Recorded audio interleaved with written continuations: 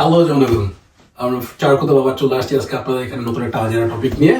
আমি আইবান কুতুব, আমার সাথে আছে শাওন কুতুব, আর সাথে আছে রিপন কুতুব। তো ভাই ব্রাদার, রোজা তো চলতেছে, ঈদ ও সামনে সন্নিকটে নাকি? তো এগুলো নিয়ে তো আমাদের এখানে এখন একটা বিশাল বড় একটা মানে তোড়জোড় চলতেছে।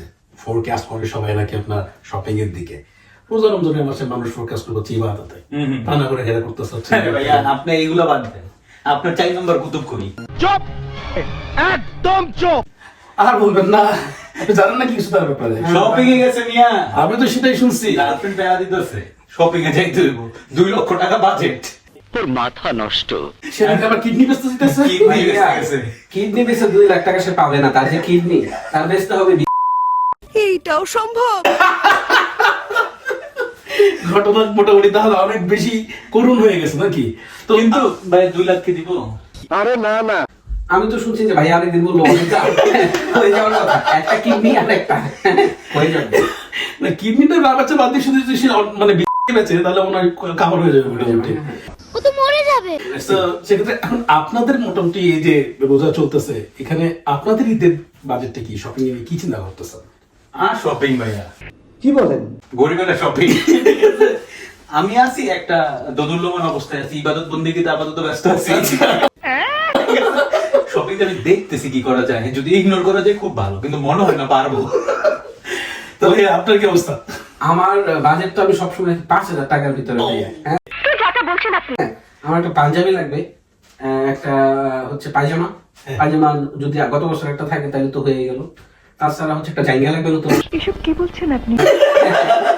এটা কিন্তু খুব ইম্পর্টেন্ট একটা জিনিস। এটা হলে আমার কাছে পূর্ণতা। আর একটা নতুন একটা স্যান্ডো গেঞ্জি। স্যান্ডো গেঞ্জি আমার মানে পরার এরকম কমফোর্টেবল ফিল করি না, একটা চটি স্যান্ডেল লাগবে। আচ্ছা, তো এটা ভিতরে চটি স্যান্ডেল। আমার সে রোজা শাড়িতেছে, অন্য কিছু চাইতেছে না। আর বাজেট থাকে 5,000 টাকা।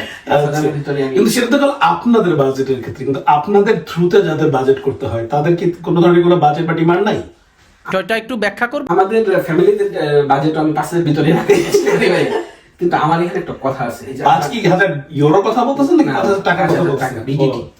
আচ্ছা আচ্ছা। তো একটা কথা আমার ভাই, এই যে দেশে রিসেন্ট অনেক আপামনিদের ইন্টারভিউ দেখতেছি, কেউ 2 লাখ টাকা নিয়ে আসছে এবং চিন্তিত যে হবে কিনা, না হলে ঈদের পরে জিনিসপত্রের দাম কমলে কিনবে। অনেকে 1 লাখ টাকা করে ফেলছে।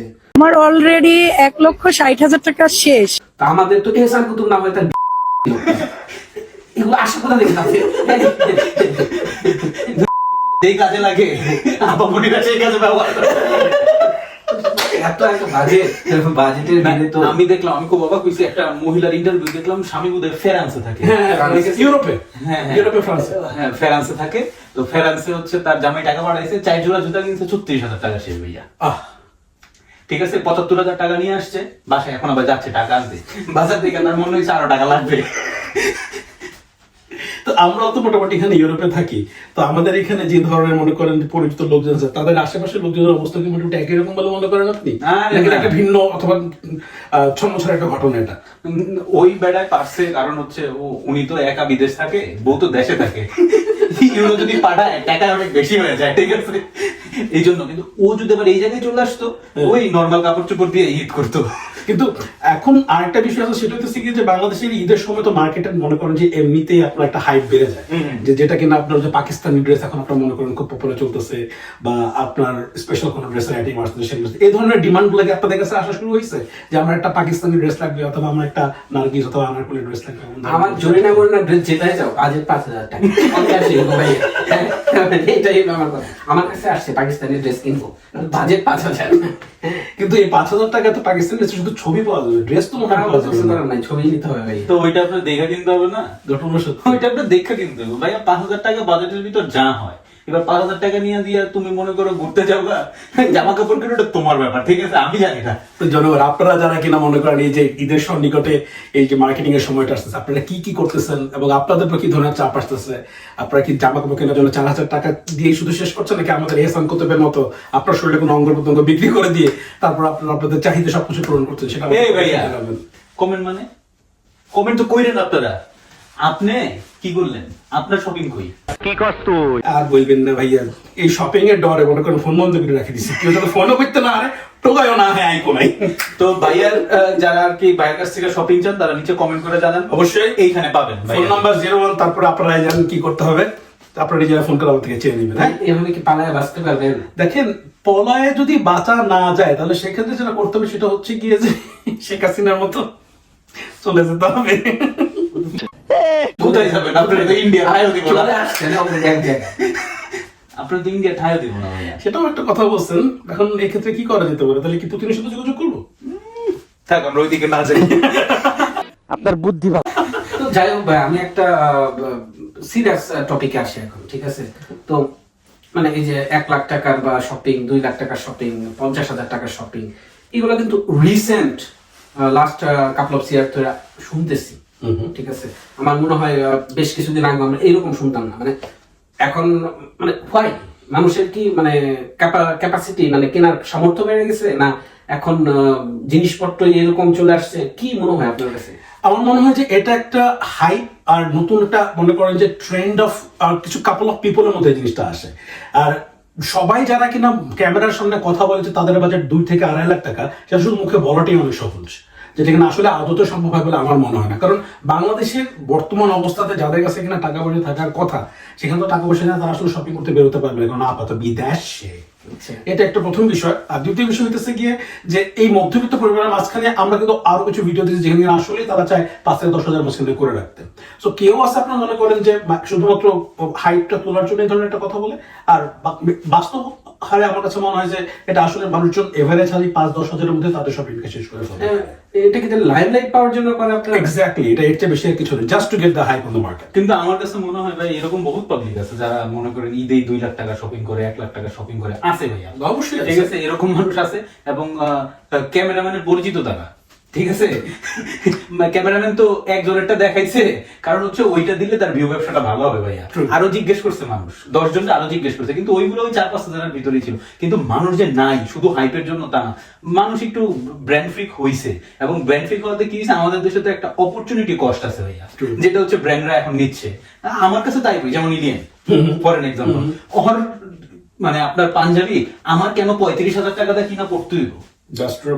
কারণ সাধারণত একটা পাঞ্জাবি যদি আমরা ম্যাক্সিমাম ইউরো থেকেও কিনতাম, তখন ম্যাক্সিমাম কত হতো? 5 থেকে 6,000 বা 3 থেকে 5,000 রেঞ্জের মধ্যে কিন্তু ইউরোর মতো একটা ব্র্যান্ড থেকে কিন্তু আমরা আপনার একটা পাঞ্জাবি পেতে পারতাম। কিন্তু এলিয়ান এসে এমন একটা ট্রেন্ড চালু করছে যে যেখানে কিনা 25-30 মানুষ কিনা লাইন ধরে পাঞ্জাবি কিন্তু। তো তার মানে মানুষ কিনতেছে। তো একটা মানুষ যদি 35,000 টাকা দিয়ে পাঞ্জাবি কিনে, তাহলে সে নিশ্চয়ই নিচে যেই ট্রাউজারটা পরবে ওইটা একটু দামি হবে, সেটার সাথে যে জুতাটা যাবে, তা আপনি যদি হিসাব করেন 70,000 টাকা চলে যায় অনায়াসে শপিং এ, ঠিক আছে? তো বাবার গলা কাটা, মার গলা কাটা, পোলাপান হিট।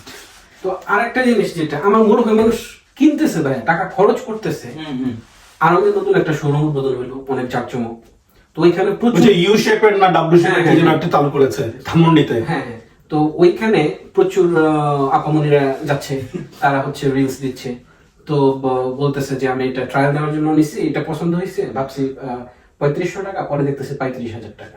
তো অহরহ কাপড় চুপড় এরকম 35,000, 40,000, 50,000 টাকা করে এক পিস জামা আর কি, ঠিক আছে? তো এগুলা তো আর এমনি আনে না, শুধু দেখার জন্য। অবশ্যই না। কিনতেছে না। কিন্তু এই যে আমার মনে হয় যে এই যে প্রাইসের একটা কম্পিটিশন, এই প্রাইসের কম্পিটিশনটা আসলে আসা শুরু হয়েছে যে এই যেমন পাকিস্তানি ড্রেস আসতেছে অথবা ইন্ডিয়ান কিছু ড্রেস আসতেছে, সেটার যে একটা প্রাইস, সেখানে বাঙালিদের একটু ঝুঁকে পড়ার জায়গাটার কারণেই এই বাংলাদেশে এক্সিস্টেন্ট ব্র্যান্ড যেগুলো আছে, আরং, ইয়েলো, 12, এরা সবাই মিলে ভাবছে যে লাইক হয়তোবা আমাদের এখানেও কাস্টমার তখনই আসবে যখন কিনা আমাদের প্রাইসটা আসলে একটু বেশি থাকবে। সো যারা কিনা এই মার্কেটটাতে যাচ্ছে তারাই বাকিদের জন্য মার্কেটটা করাটা বা শপিং করাটা অনেক চ্যালেঞ্জিং করে ফেলতেছে। তো ভাইয়া আদার ব্যাপারই হয়ে জাহাজের খবর নিয়ে তো আমাদের লাভ নাই। একদম ঠিক। তারপর একটা কথা বলতে হয়, এই যে 2 লাখ টাকা, 2.5 লাখ টাকা, 1 লাখ টাকা, 50,000 টাকা শপিং আমরা করতেছি, এবং হচ্ছে লাইন লাইট আসার জন্য বলেন বা নিজেকে একটু শো অফ করার জন্য হলেও বলেন, ক্যামেরার সামনে বলতেছি। তো এই টাকাটা ইনকাম করার পিছনে যে কষ্টটা, যে শ্রমটা আমাদের দিতে হচ্ছে, আমাদের মনে হয় এই জিনিসটাও ভাবা দরকার। ডেফিনেটলি আমার কাছে মনে হয় এটা একটা খুবই ইম্পর্টেন্ট একটা বিষয়, যেটা নিয়ে আমাদের কথা বলা উচিত, যে যারা বাইরে থাকুক না কেন অথবা যেখানেই থাকুক না কেন, এনিওয়্যার ইন দ্য ওয়ার্ল্ড, এই টাকাটা আর্ন করাটা যে কতটা টাফ তো তারাই জানে যারা এখানে ব্যাপারটা আর্ন করে। এটার উদাহরণই আপনি দেখেন না, যারা আর্ন করে না তারাই বলতেছে আমি 35,000 টাকা বা 36,000 টাকা দিয়ে 4 জোড়া জুতা কিনছি। তো যারা আর্ন করে তারা বলতেছে এই বাড়িতে আমি কিছুই নেবো না। বাবাদের কথা চিন্তা করেন, এক্স্যাক্টলি। ছেলেদের কথা চিন্তা করেন। ঠিক আছে, আমি মেয়েদেরকে ছোট করে দেখতেছি না, কিন্তু যারা আর্ন করতেছে তারা কখনোই 4 জোড়া জুতা বা 36,000 টাকা দিয়ে কিনবো না, নেভার।